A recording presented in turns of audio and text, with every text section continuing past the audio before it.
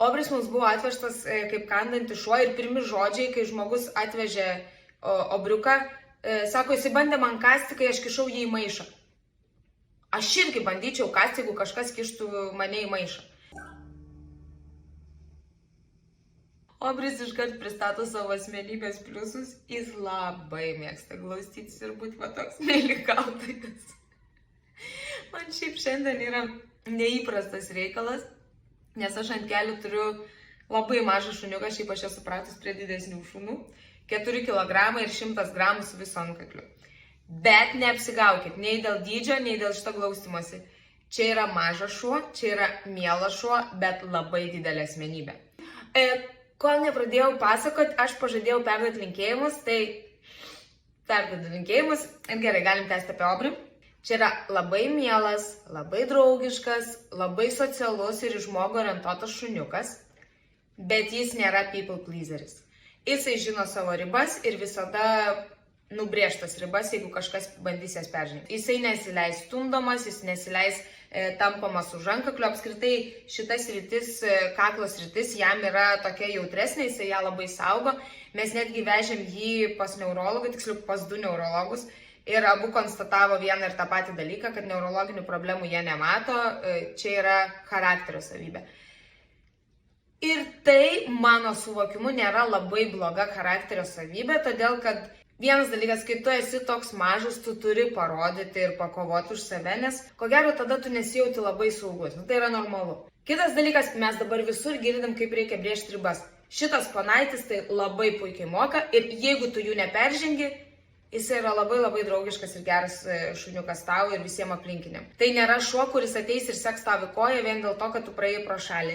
Toli gražu. Obriukas yra labai mielas šuo, dėl to nereikėtų užsiciklinti ant to, kad jisai kartais gali parodyti savo nepasitenkinimą. Obris taip pat yra socialus ir stabilus šuniukas gyventi miesto sąlygom. Jisai nereaguoja į jokius garsus, jisai nereaguoja į žmonių mines.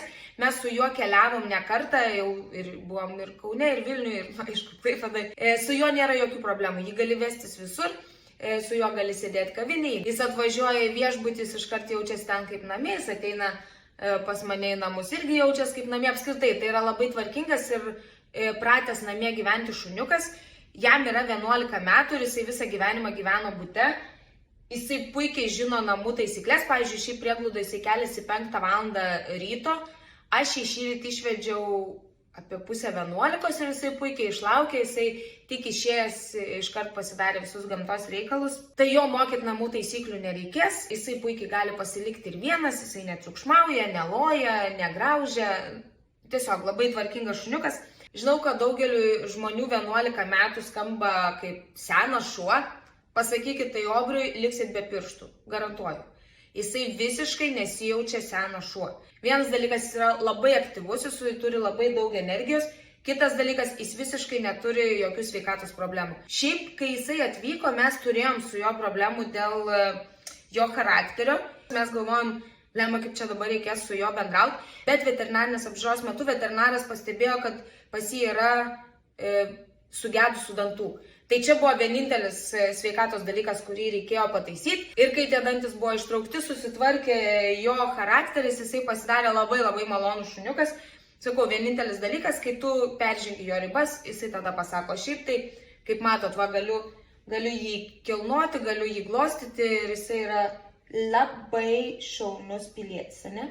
Susumuojant, tai yra socialus miesto sąlygom gyventi tinkantis šuniukas, kuris gali įsikomponuoti į jūsų gyvenimą. Tai yra šuo, kuris gali gyventi bute, šuo, kuris gali gyventi su kitais šunim. Tik tai reikėtų prižiūrėti, kad tie šunys kažkaip jo nesužeistų, nes tada jisai labai sureaguoja. Šuo, kuris gali gyventi su katinu, nes yra už bet kokį katiną mažesnis. Dėl mažų vaikų aš gal nepatarčiau. Jis gražiai reaguoja į vaikus, bet jeigu vaikas ten jį pradėtų stumdyti ar tampyti, tai jis tikrai nenutilėtų, bet vaikai, kurie jau žino, kaip elgtis su šuniu, tai jie tikrai gali su juo gyventi. Tai yra šuo žmogui, kuriam neturi reikšmės šuns amžius, bet mažaugiai šuniukai gyvena žymiai ilgiau, tai mes čia nekalbam apie labai trumpalaikį laikotarpį. Jo labiau, kad jis yra aktyvus, sveikas, viską mato, viską girdi ir taip toliau. Aubrey gyvenime nelabai pasisekė, kad jisai negalėjo nugyventi visą gyvenimo su šeimininkė, kurią labai mylėjo.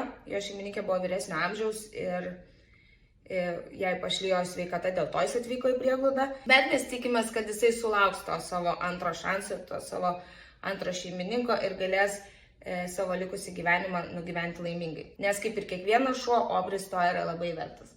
Ne, Aubriukai? Pavargai manęs klausyti, ne? Gerai, eik.